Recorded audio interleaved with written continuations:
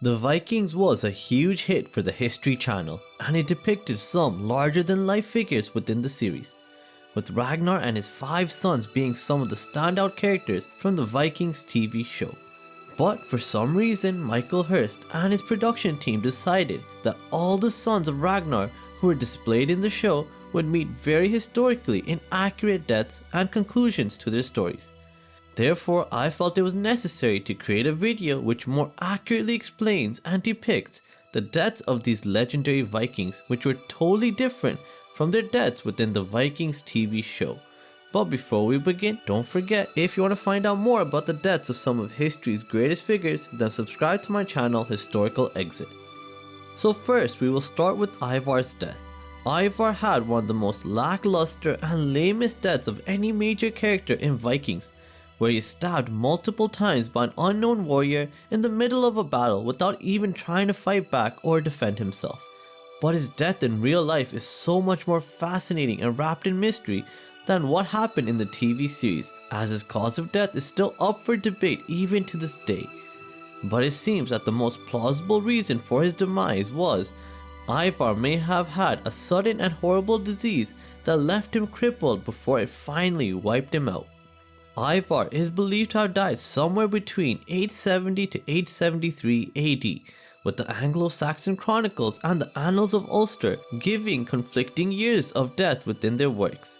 However, a surprising twist to Ivar's story came in the year 1685, when a farmer named Thomas Walker discovered a Scandinavian burial mound at Repton, a small city in England.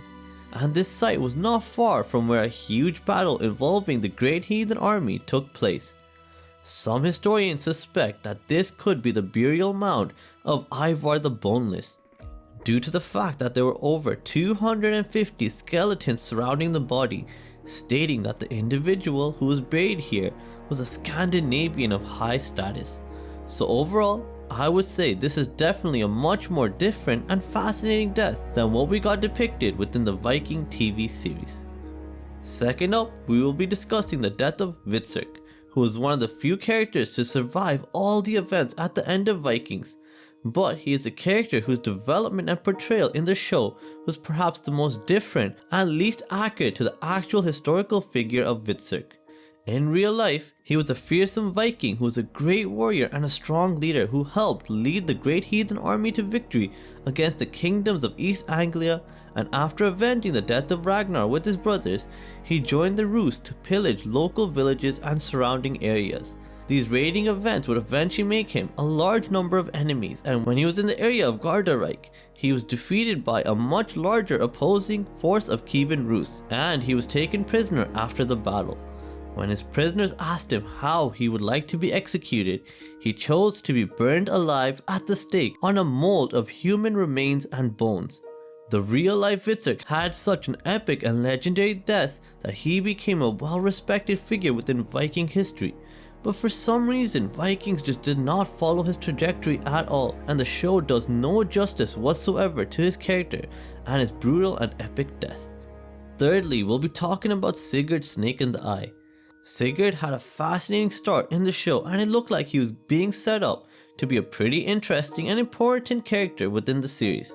But he gets killed off very quickly and unexpectedly at the end of season 5, when Ivar kills him by throwing an axe into his chest in a fit of rage. However, this is very inaccurate, as Sigurd actually lived till about 887 AD, outliving Ivar by at least 10 years. However, his cause of death is unknown, and it is strongly suspected that he died a natural death due to old age. As all sources agree, he definitely did not die at a young age. And number 4 is the death of Bjorn Ironside, and his death in the show is perhaps the most epic main character death in all of Vikings. And he got the most Viking-like Valhalla-worthy farewell out of all of Ragnar's sons, and he made sure his name was solidified into legend and lore forever.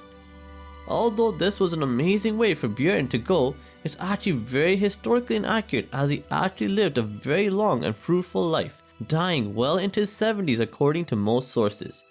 However though, this may be one of the few instances in Vikings where fiction was more fascinating than reality. And lastly, we'll be discussing the death of Ubbe, who is one of the only two sons of Ragnar to survive till the end of the show, having survived multiple battle wounds and treacherous voyages across the seas, eventually finding peace living amongst the natives in the New World.